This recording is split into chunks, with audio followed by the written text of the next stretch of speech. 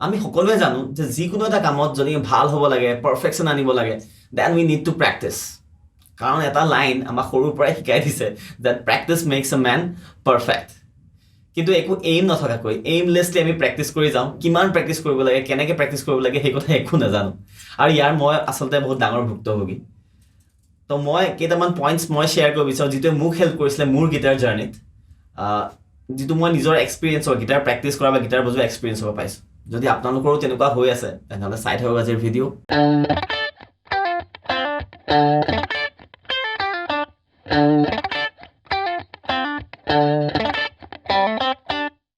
the most important thing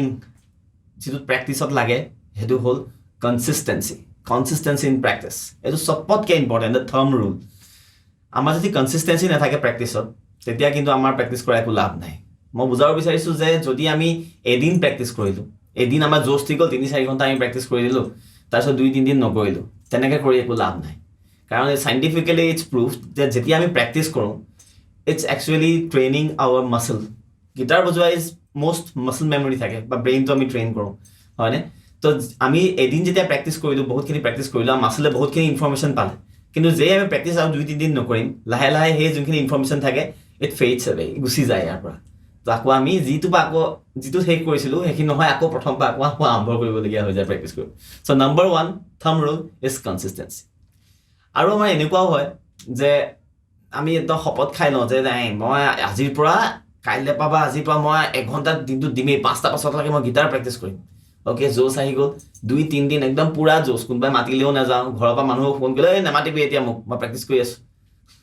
এনেকুৱা হয় 3-4 দিন পূৰা জোচ 4 নম্বৰ 5 নম্বৰ দিনত টাই ফিজ চব পম উৰি গুচি যায় আৰু আমি প্ৰেক্টিচ কৰিব বাদ দিওঁ লাহে লাহে এইটো ফেড হৈ গুচি যায় So this brings me to the second most important thing that is split your practice session যদি আপোনালোকে পাৰিছে 1 ঘণ্টা প্ৰেক্টিচ কৰিবলৈ that's well and good কিন্তু মই পৰা নাছিলোঁ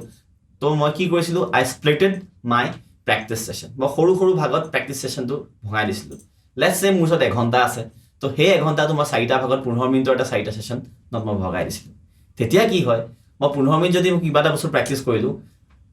ধৰক ৰাতিপুৱা শুই উঠি কৰিলোঁ তাৰপিছত আবেলি এবাৰ কৰিলোঁ তো যিখিনি মোৰ মাছল মেমৰিত ইনফৰ্মেশ্যন আছিলে সেইখিনি মোৰ গোটেইখিনি গুচি নাযায় অলপ থাকি যায় চ' নেক্সট টাইম যেতিয়া মই বহোঁ আকৌ মই প্ৰথম পৰা ষ্টাৰ্ট কৰিব দৰকাৰ নাই তো তেনেকৈ যদি আপোনাৰ সদায় কৰি যায় practice within 1 year I guess you will see much better results এদিন প্ৰেক্টিচ কৰি 3 দিন নকৰাতকৈ নম্বৰ 3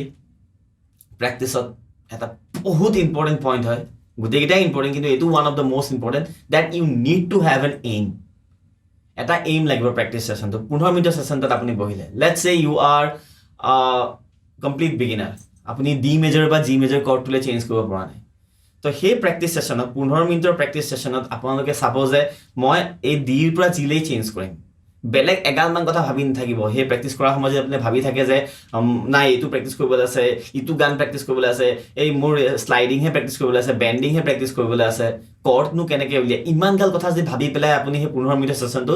যদি ভাবি দিয়ে আপোনাৰ গোটেই সেশনটো বৰবাদ হৈ যায় তো pick one thing and work on that thing 5 minute আপুনি পাইছে বা 15 মিনিট আপুনি প্ৰেক্টিচ কৰিছে সেই 15 মিনিট আপুনি সেই ডিৰ পৰা জিলৈ চেঞ্জ কৰাটোতে দিয়ক আপোনালোকৰ যিটো প্ৰব্লেম হয় সেই প্ৰব্লেমটোত আপুনি সলভ কৰিবলৈ চাওক সেই 15 মিনিটত অ'কে যদি সলভ হয় ৱেল এণ্ড গুড যদি সলভ নহয় তেতিয়া আকৌ নেক্সট 15 মিনিটৰ সেশন আছে you continue on that number 4 অলপ থিয়ৰিজ শিকিব অলপ থিয়ৰিজটো বহুত দৰকাৰ হয় আমাৰ বহুত এগালমান বেছি থিয়ৰিজ নালাগে বহুতখিনি থিয়ৰি নালাগে মানে ধৰক মই যেতিয়া থিয়ৰি প্ৰথমতে চাইছিলোঁ মানুহটো বেছি থিয়ৰিটিকেল হৈ গৈও লাভ নাই কিন্তু সৰু সুৰা কিছুমান থিয়ৰি দৰকাৰ হয় যেনেকৈ কৰ্ডছ কেনেকৈ হয় কৰ্ডৰ ফৰ্মুলা কি কৰ্ড কি বিভিন্ন টাইপৰ কৰ্ড কি আছে স্কেলছ কি থাকে মোডছ কি হয় এইখিনি বস্তু যদি আপোনালোকে জানে মই ভাবোঁ it will work very much on your growth বহুতখিনি কাম দিব কিন্তু মই লাহে গম পাইছোঁ একো নজনাতকৈ অলপ থিয়ৰিজ কিন্তু জানে কিন্তু বহুত ভিতৰলৈও সোমাব নালাগে থিয়ৰিজ আপোনালোকে কিন্তু থিয়ৰিজ কৰিব লাগে that is one of my suggestion আপোনালোকে লয় নলয় সেইটো আপোনালোকৰ কথা কিন্তু মই কৰোঁ নম্বৰ 5 সেইটো হ'ল nothing comes easily and fast so you need to have patience চবতকৈ বেছিকৈ লাগে কাৰণ গীটাৰ হওক বা যিকোনো এটা কাম হওক ঘপককৈ আমাৰ আহি নাযায়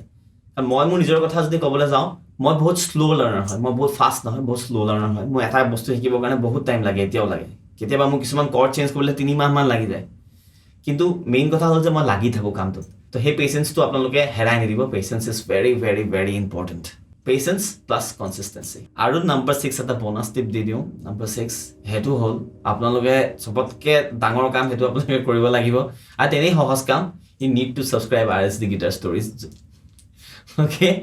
য'ত মই বহুতো তেনেকুৱা বহুত ইনফৰ্মেটিভ ভিডিঅ' দি থাকোঁ যদি আপোনালোকে নাই চোৱা যদি প্ৰথমবাৰৰ বাবে চাইছে এইটো ভিডিঅ' মোৰ চেনেলে প্ৰথমবাৰ আহিছে দেন ইউ ছাবস্ক্ৰাইব আৰু যিসকলে চাই কিন্তু ছাবস্ক্ৰাইব কৰা নাই তেওঁলোকে ছাবস্ক্ৰাইব কৰিবলৈ কেতিয়া নাপাহৰিব